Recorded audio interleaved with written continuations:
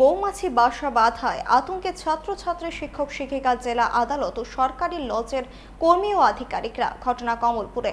স্থানীয় স্বাস্থ্য বিধান দপ্তরের পানীয় জলের ট্যাঙ্কে কয়েকটি বিশালাকৃতির মৌমাছির বাসা আছে, যার ফলে সবাই আতঙ্কে আছেন কখন তারা মৌমাছির আক্রমণের মুখে পড়েন।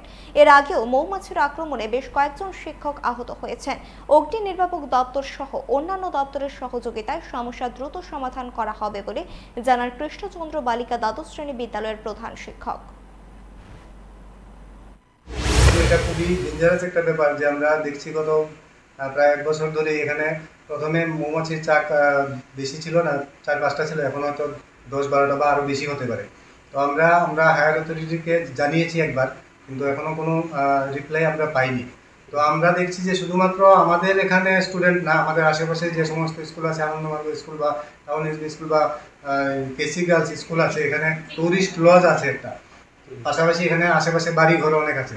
যদি কখনো বা কোনো সময় এখানে এরকম হয় যে বাজ পাখি বা কাক বা অন্য যে কোনোভাবে এই মৌমাছির চাকগুলো এফেক্টেড হয়, তখন কিন্তু আমাদের বাচ্চারাই সর্বপ্রথম খুব বেশি এফেক্টেড হবে। আমরা কিছুদিন আগেও জানতে পারলাম যে কলেজে ঠিক ওই রকমের মৌমাছির দ্বারা আক্রান্ত হয়ে স্টুডেন্ট বেশ কয়েকজন হসপিটালাইজড হতে হয়েছে।